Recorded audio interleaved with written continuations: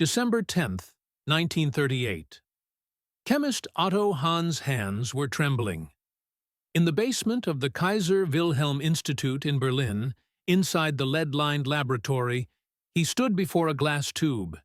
He was 59 years old. He had been working with radioactive elements for 30 years, but now the result in his hands was shattering all the rules of physics. The uranium atom had split, and tremendous energy had been released. Hahn writes to his assistant, Lise Meitner, "This is not possible, but it happened. An atom has split. And, if this can be repeated in a controlled manner, a terrible power will be obtained." Outside the laboratory, snow is falling. The Nazi flag waves on the building. Hitler is preparing to invade Europe. And now, German scientists have discovered the world's most terrible weapon. And Germany, in 1938, was the only country that could build this weapon. Before continuing with the story, I ask you to press the like button. Every like helps us reach more people with these forgotten stories. Subscribe and turn on notifications. We tell real stories from Germany's war years every day. And leave a comment. Tell us where you're watching from. Germany or America? Our community is spread all over the world. Now, let's get back to the story. At the end of 1938, Germany was the world's most advanced country in the field of nuclear physics. This was no coincidence. Otto Hahn was the founder of nuclear chemistry. He had been studying radioactive elements since 1906.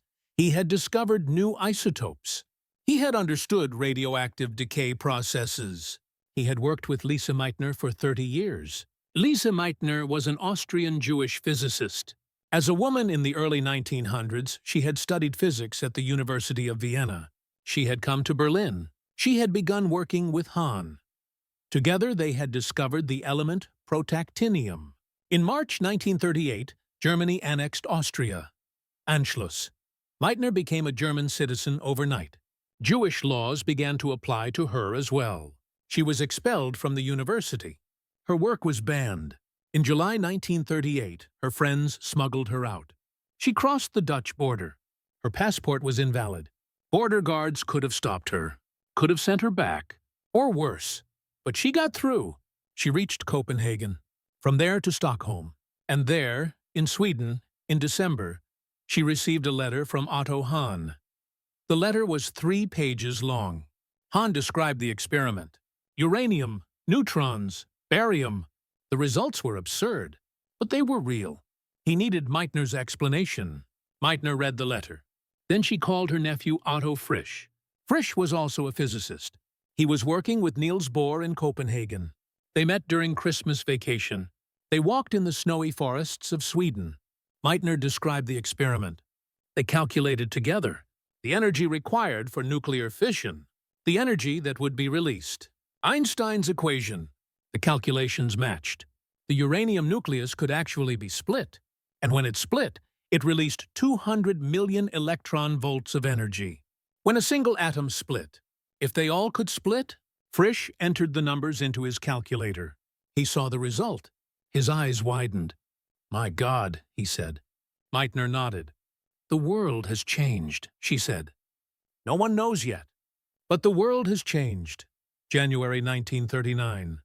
Otto Frisch returned to Copenhagen. He spoke with Niels Bohr. Bohr understood immediately. "Of course," he said. "The nucleus behaves like a liquid drop. It oscillates, vibrates, splits in two." Bohr was going to America a week later. He would give a conference at Princeton. Frisch asked him to keep the news. "Please don't tell anyone. We haven't written our paper yet." Bohr promised. But on the ship, traveling to Princeton, he told Leon Rosenfeld, who was traveling with him. Rosenfeld was also a physicist. It was an exciting discovery. They wanted to share. At Princeton, before the conference, Rosenfeld mentioned it to a few colleagues. Just mentioned it. No one published anything official. But it was enough. January 26, 1939, Princeton University. Theoretical Physics Department. Lab to lab. Corridor to corridor. The news spread. Uranium can split. Enormous energy is released. a chain reaction might be possible. That evening, at Columbia University, Enrico Fermi repeated the experiment. The Italian physicist had fled from Mussolini and settled in America. He bombarded uranium with neutrons. He obtained barium. The result was confirmed.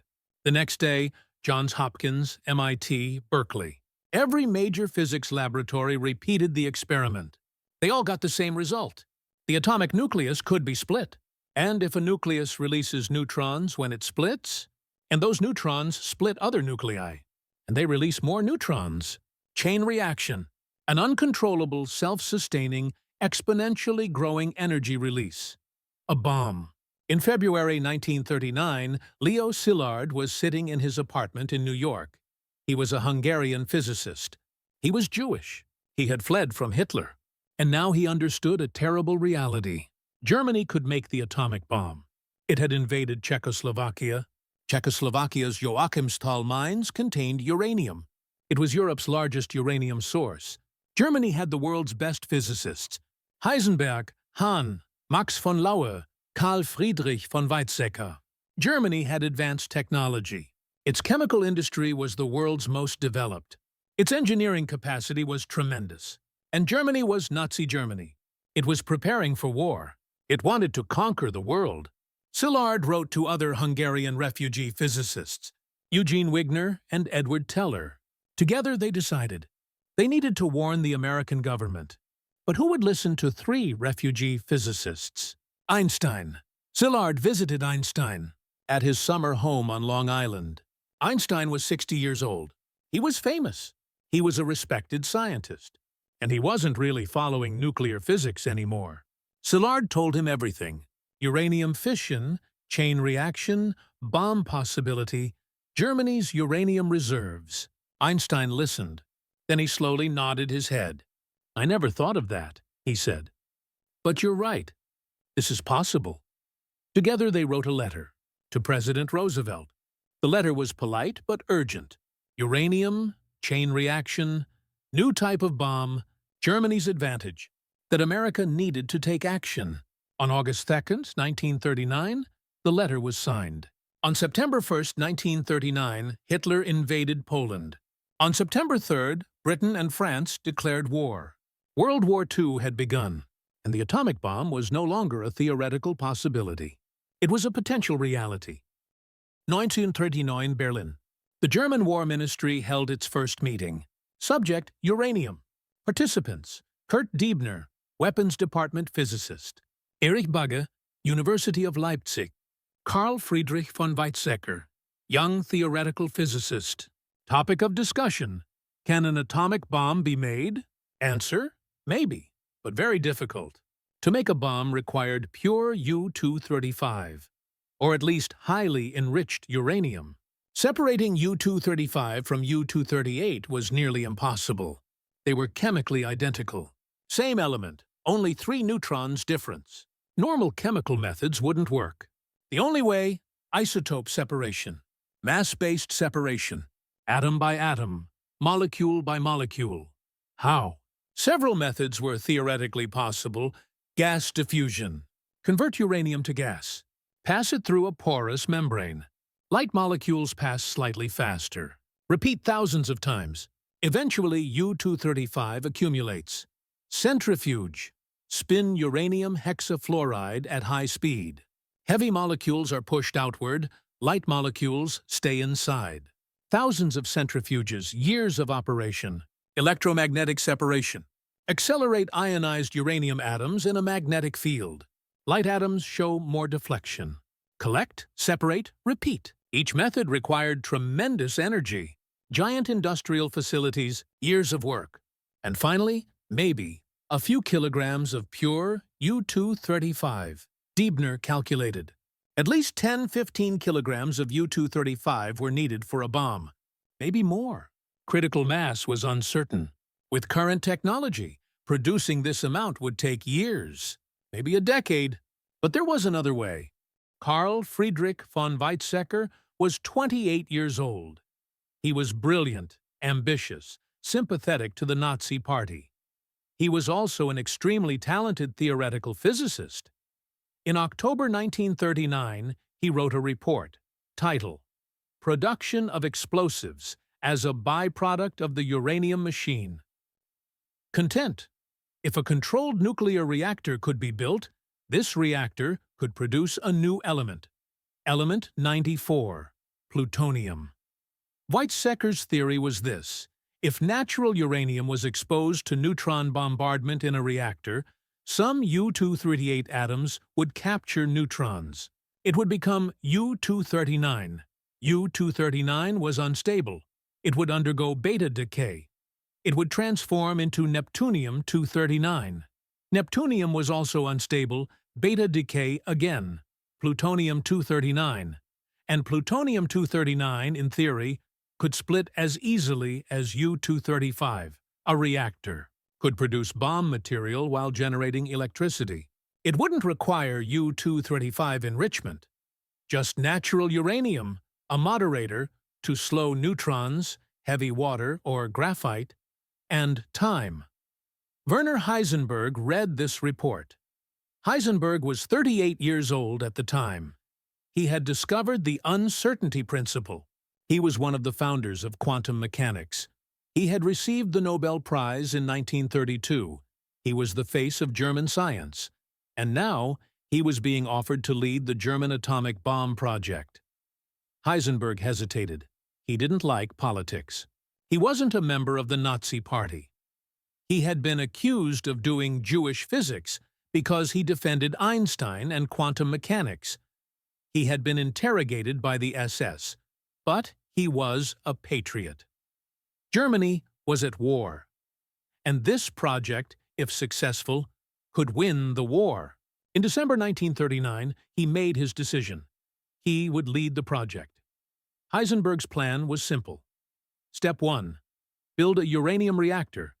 Start a controlled chain reaction. Proof of concept. Step 2. Scale up the reactor. Produce plutonium. Step 3. Separate the plutonium. Make a bomb. Simple. But in practice, each step was full of tremendous difficulties. First problem: moderator. Neutrons were moving too fast. Fast neutrons were absorbed by U-238 without creating fission. For a chain reaction, neutrons needed to slow down. Slow neutrons easily split U-235. A moderator was needed to slow the neutrons. Light elements. Collides with neutrons, causes energy loss, but doesn't absorb neutrons too much. There were two options: graphite or heavy water. Graphite is pure carbon, cheap, abundant, but it had to be very pure. If it contained neutron-absorbing impurities like boron, the chain reaction stops. Heavy water is water containing deuterium instead of oxygen. Perfect moderator, but extremely rare. In nature, only 0. 15% of normal water is heavy water. Requires enormous energy to produce. Heisenberg evaluated both. Graphite tests failed. German graphite production wasn't pure enough. The impurities in it absorbed too many neutrons. Decision: heavy water. Problem: only one place in the world produced heavy water. The Vemork hydroelectric plant in Norway. Norsk Hydro Company. 10 to 20 liters of heavy water per year. In April 1940, Germany invaded Norway. One of the reasons for the invasion was to secure strategic resources: iron mines, ports, Atlantic access. But on the German War Ministry's priority list was another item: Vemork. In May 1940, German troops seized the Vemork facility. They ordered production to be increased. Target: 100 liters of heavy water per year. This wasn't enough. Tons of heavy water were needed for a reactor. But it was a start. First reactor experiments. December 1940, Berlin. Werner Heisenberg and Robert Duppel were setting up an experiment in the basement of the Kaiser Wilhelm Institute. Lead walls, concrete floor, no windows. In the middle was a large aluminum container. Inside it, 142 kilograms of uranium oxide powder. Around it, 164 liters of heavy water. Concept: uranium produces neutrons. Heavy water slows the neutrons. Slow neutrons split more uranium, produce more neutrons. Chain reaction. Heisenberg pressed the button. The neutron source was activated. Counters began clicking. The neutron level rose. Then it plateaued. Then it fell. The chain reaction couldn't be sustained. Heisenberg checked the calculations. The problem was clear. Not enough uranium. Or not enough heavy water. Or maybe the geometry was wrong. The reactor design was experimental. No one had done such a thing before. The calculations were theoretical. Reality had to be tested. In February 1941, second attempt. More uranium, 164 kilograms. More heavy water, 223 liters. Result: slightly better. But still no self-sustaining chain reaction. Heisenberg calculated 5 to 10 tons of uranium were needed for critical mass, and 5 to 10 tons of heavy water. Germany had a total of 300 kilograms of uranium metal. Vemork was only producing a few liters of heavy water per month. It would take years, maybe more. Heisenberg wrote a report. Conclusion: uranium machine, reactor, is possible, but requires large-scale industrial investment. Tons of uranium, tons of heavy water, special facilities. And then, maybe, in a few years, a working reactor. And then, a few more years later, sufficient plutonium. And then, maybe, a bomb. The report went to the German War Ministry. June 1941. Adolf Hitler launched Operation Barbarossa. Attack on the Soviet Union. 3 million soldiers, 3,000 tanks, 2,000 aircraft. History's largest military operation. Hitler expected a quick victory. 6 weeks? Maybe 3 months? In this context, the German War Ministry evaluated the uranium project. The questions were simple. Can the atomic bomb win the war? How long will the war last? Can the bomb be completed before the war ends? Answers: yes, the atomic bomb provides enormous strategic advantage. The war will end by the end of 1942. Maybe earlier, according to Heisenberg's report. Earliest 1945. Probably later. Conclusion: the project was not strategic. It wouldn't change the course of the war. In June 1942, Albert Speer, Minister of Armaments, organized a meeting. Participants: Heisenberg, Deibner, leading physicists and military officials. Speer asked, "When will the atomic bomb be ready?" Heisenberg answered, "At least 3 years, probably 5, maybe more, and it requires enormous resources." Speer asked, "How enormous?" Heisenberg answered, "Thousands of tons of uranium, tons of heavy water, giant industrial facilities, tens of thousands of workers, billions of Reichsmarks," Speer thought. Germany was already fighting on 2 fronts. It had stretched its resources. There was an oil shortage. Steel production was limited. Labor was a bottleneck. Spending billions of Reichsmarks for uncertain results, for maybe a bomb in 5 years, wasn't logical. Speer made his decision. The uranium project would continue, but with low priority. At research level, no large-scale industrial investment. Heisenberg returned home comfortably that evening, because inside Heisenberg was a deep contradiction. On one hand, he was working for Germany. He was a patriot.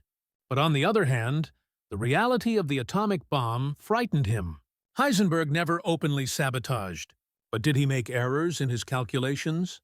Did he emphasize difficulties in his report? Did he downplay the bomb's importance? Historians are still debating. But the reality is this. In the summer of 1942, Germany didn't give the atomic bomb project full resources. And this decision, perhaps, changed the course of history. At the same time, a different story was developing in America. December 1941, Pearl Harbor. Japan brought America into the war. America was now fighting on 2 fronts, Europe and Pacific. And America made the decision to build the atomic bomb before Germany. The Manhattan Project. Leader, General Leslie Groves. Scientific Director, Robert Oppenheimer. Budget, $2 billion equivalent to $30 billion today. Workforce, 130,000 people. 3 giant facilities: Oak Ridge, Tennessee, uranium enrichment, electromagnetic separation and gas diffusion. Hanford, Washington, plutonium production. Giant reactors, Los Alamos, New Mexico, bomb design and assembly. America was pouring in all its resources because America thought Germany was doing the same thing. American physicists knew Germany had the best scientists: Heisenberg, Hahn, Max Planck's institutes. German engineering capacity was legendary. If Germany made the bomb first, the war would be lost. This fear fueled the Manhattan Project. Working day and night. Urgency. No margin for error. In December 1942, Enrico Fermi started the first controlled nuclear reactor in Chicago. Chicago Pile 1, graphite and uranium. The first self-sustaining chain reaction. When Fermi announced success, he sent a coded message: "The Italian navigator has reached the New World." America now had reactor technology. Plutonium production could begin. In 1943, Oak Ridge came online. Massive U-235 enrichment facilities. Thousands of centrifuges and diffusion units. Only grams were being produced per day, but it was enough. In 1944, Hanford reactors began operating. Plutonium production increased. By early 1945, America had sufficient material for a bomb. July 16, 1945, Trinity test. In the New Mexico desert, the world's first atomic bomb was detonated. The explosion was equivalent to 20 kilotons of TNT. The sky lit up. The ground shook. The mushroom cloud rose 12 kilometers. Oppenheimer quoted from the Bhagavad Gita, "Now I am become death, the destroyer of worlds." 3 weeks later, Hiroshima. 3 days later, Nagasaki. Japan surrendered. The war ended. The atomic age had begun. But what had happened in Germany? 1943 was the turning point for the German uranium project. February 1943, Vemork, Norway. Midnight. 6 men were skiing down from the mountains. Norwegian resistance fighters had received British Special Forces training. Their mission? Destroy the Vemork heavy water facility. The facility was heavily guarded. German soldiers, minefields, spotlights. But the resistance fighters knew the facility well. Some had worked there before the war. At 01:15 at night, they infiltrated the facility. They went down to the basement, to the heavy water production rooms. They placed 18 kilograms of plastic explosives. They set the timers, 30 minutes. At 01:43, they got out. No one saw them. At 02:15, explosion. The heavy water tanks were destroyed. Production equipment was obliterated. 500 kilograms of heavy water flowed into the sewers. For the German uranium project, this was catastrophic. Vemork was the only heavy water source in Europe, and now production had stopped. Repairs would take months. Heisenberg's reactor experiments stopped. There was no heavy water. New experiments couldn't be conducted. German officials made the decision to repair, increase security, restart production, but the British returned. November 1943, 150 American bombers attacked Vemork. The facility was damaged. There were civilian casualties, but the production equipment largely remained intact. February 1944, the Germans decided, evacuate Vemork, transport all heavy water stocks to Germany. February 14, 1944, Sunday morning. A ferry on Lake Tinzio. Trucks on it. Heavy water barrels in the trucks. 613 kilograms. Germany's entire heavy water reserve. The ferry set out onto the lake. 13 Norwegian resistance fighters had placed a bomb under the ferry. At midnight, at 10:45, the bomb exploded. The ferry sank. 613 kilograms of heavy water went to the bottom of the lake. 14 German soldiers died. 4 Norwegian civilians died. And the German uranium project ended. There was no more heavy water. Reactor experiments couldn't be done. Plutonium couldn't be produced. Heisenberg's team returned to graphite moderator. But graphite tests had failed. Pure enough graphite couldn't be produced. In the fall of 1944, the project effectively stopped. But the situation was more complex than this. Because in Germany, multiple rival groups were working on uranium, and they were all unaware of each other. Group 1, Heisenberg's team. Kaiser Wilhelm Institute, Berlin. Focus, reactor technology. Heavy water moderated reactor. Group 2, Dibner's team. Army Weapons Department. Focus, alternative reactor designs. Layer geometry instead of cube geometry. Group 3, Baron Manfred von Ardenn's private laboratory. Financed by the Postal Ministry. Focus, isotope separation. Electromagnetic methods. Group 4, Hartek and Groth, Hamburg. Focus, centrifuge enrichment. 4 different groups. 4 different approaches. No coordination. No resource sharing. Competition exists. In America, the Manhattan Project was unified under single leadership. All resources were coordinated. Information was shared.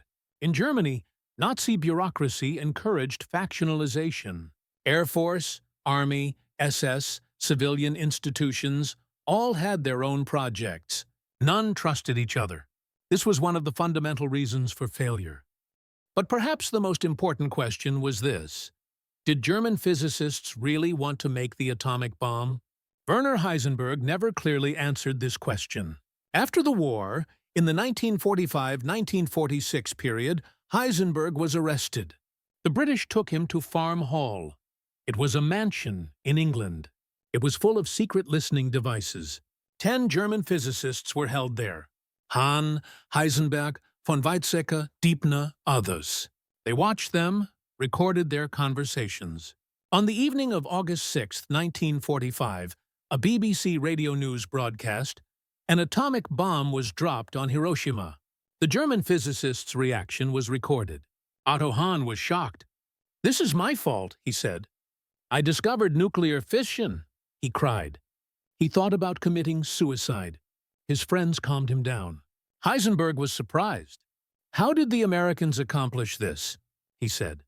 "We couldn't even do it." "How did they do it in 3 years?" Von Weizsäcker was skeptical. "Maybe a bluff," he said. "Maybe just a big conventional bomb." But the next day, technical details came. Uranium, 20 kilotons, mushroom cloud. It was real. Heisenberg wrote mathematics on the board. He made critical mass calculations. "I made a mistake," he said. "I had calculated the critical mass too high. I thought it was tons, but actually it was kilograms." This confession said a lot. Heisenberg had either really made a mistake, for years, without ever checking, or he had deliberately made wrong calculations to report that the bomb seemed impossible. Historians studied the Farm Hall recordings for decades. The answer is still unclear. Some historians heroize Heisenberg. He didn't want to make a bomb for the Nazi regime. He deliberately slowed it down. Others criticize. He was simply inadequate. He couldn't manage the project. He made mistakes. The truth is probably somewhere in the middle. Did Heisenberg want to make the bomb? Maybe yes at the beginning. He was curious, saw it as a scientific challenge. But as the project progressed, reality became clear. This wasn't just a scientific project. It was a weapon of mass destruction in Hitler's hands. And Heisenberg, perhaps, slowed down. Not deliberately, but subconsciously. He was more cautious in calculations. He emphasized difficulties. He wasn't optimistic. And the Nazi bureaucracy, already indecisive, didn't give the project full resources. Result? The German atomic bomb wasn't made. Early 1945, Berlin. The city was being destroyed. Allied bombardment continued day and night. On the Eastern Front, the Red Army was advancing. On the Western Front, the Americans were crossing the Rhine River. The German uranium project now only existed on paper. Heisenberg's last reactor experiments were being conducted in Haigerloch, a small town in southern Germany, a cave under a church, to protect from bomb attacks. February 1945, final attempt. 1.5 tons of uranium metal, 1.5 tons of heavy water. No one knows where they found it. Perhaps secret stocks. Graphite reflectors. Heisenberg pressed the button. Neutron levels rose. But it wasn't enough. The chain reaction didn't sustain itself. Heisenberg calculated. 50% more uranium was needed, and 50% more heavy water. But now there was neither uranium nor heavy water, nor time. April 1945, American troops approached Haigerloch. Heisenberg destroyed the equipment, hid the documents, fled. On April 23rd, American soldiers entered the church. They found reactor remains in the cave, uranium metal blocks, heavy water barrels, notes, also fission. American Scientific Intelligence Team. Leader, Samuel Goudsmit, Dutch-American physicist. Goudsmit examined all the materials. He read Heisenberg's notes. He checked the calculations. Conclusion: the Germans had never come close to the atomic bomb. They were years away, maybe a decade, maybe more. Goudsmit wrote his report. The German uranium project was at a primitive level. It was full of fundamental physics errors. It never posed a real threat. When this report reached the U.S., the Manhattan Project was already complete. The Trinity test was planned. Hiroshima and Nagasaki targets were selected. The Germans had never been a real competitor. But America didn't know this. Between 1942–1945, American physicists thought the Germans were also progressing at the same pace. This fear was the main factor motivating the Manhattan Project. The irony was this: there had never been a real race. It only existed in the Americans' minds. So why did Germany fail? There isn't a single reason. Many factors combined. Leadership and decision-making. Albert Speer didn't give the project full resources in 1942. The outcome was uncertain, the time too long, resources were limited. It was a logical decision from a war economy perspective. But this brought the end of the project. America allocated full resources, 2,130,000 people, highest priority. Germany, a few million Reichsmarks, a few hundred people, low priority. This difference was sufficient. Scientific errors: Heisenberg miscalculated the critical mass. Kilograms were needed instead of tons. German physicists rejected the graphite moderator because they used impure graphite. Americans produced ultra-pure graphite, succeeded. German reactor geometry was inefficient. Layer arrangement was better than cube arrangement. They realized this too late. Small errors, but when combined, they created delays of years. Lack of coordination: 4 different groups, 4 different leaderships, 4 different sponsors. No information sharing, no coordination. America, 1 center. Los Alamos, 1 leader. Oppenheimer. All information shared. All groups coordinated. Nazi bureaucracy encouraged competition. Let each man build his own kingdom. May the best project win. But this scattered resources, reduced efficiency, loss of refugees. Between 1933–1939, hundreds of Jewish scientists left Germany.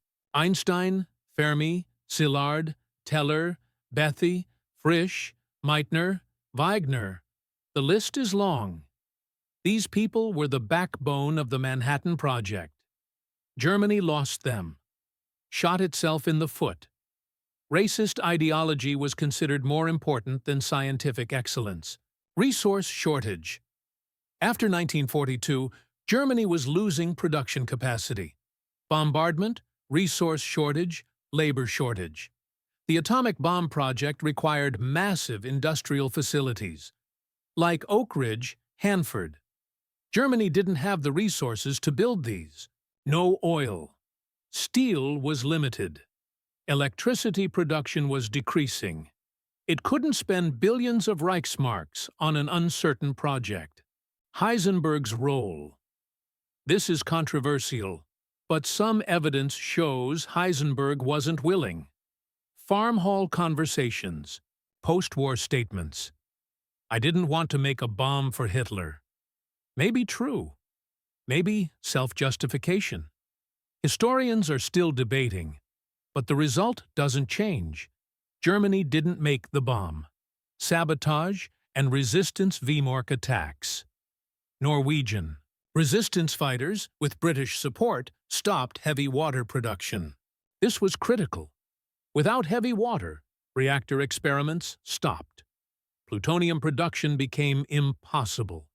A single sabotage operation changed the project's fate. Let's think. What if Germany had succeeded?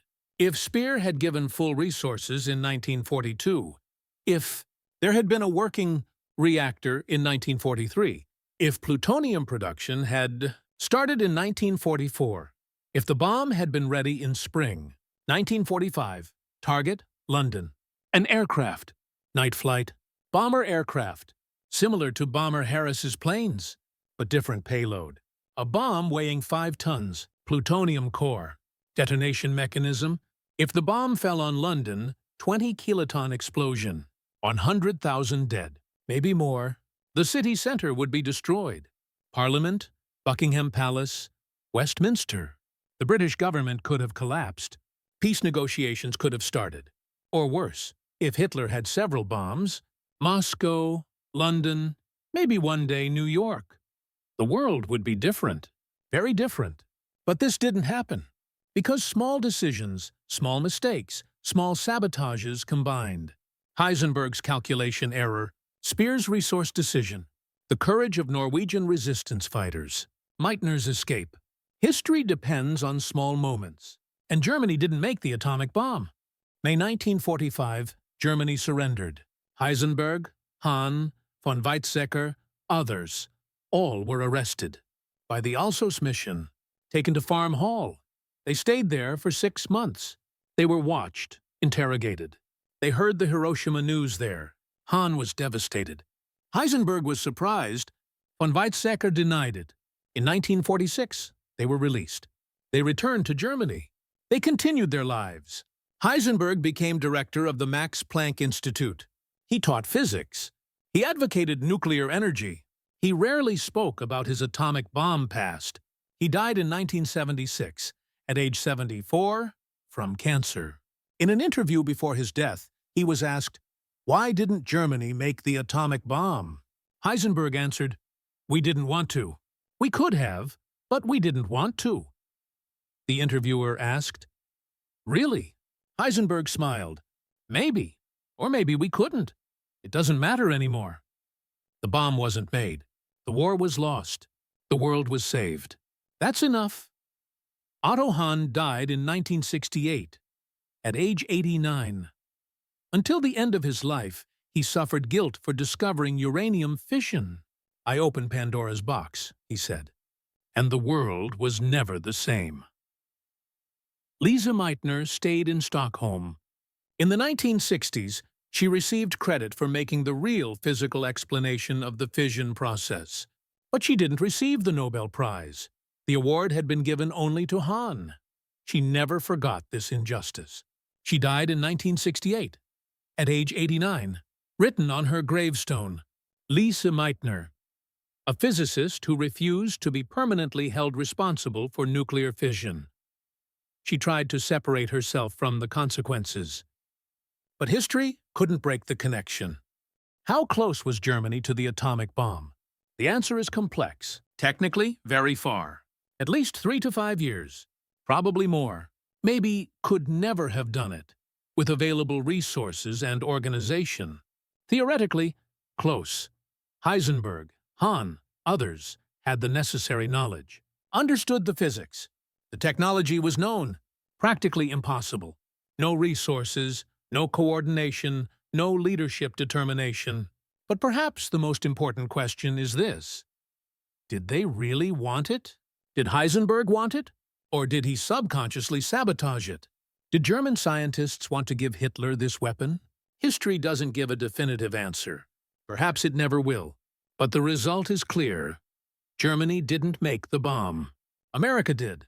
Japan became the targets. The war ended, and the world entered the nuclear age. Now, 80 years later, we are still living with the consequences of those decisions.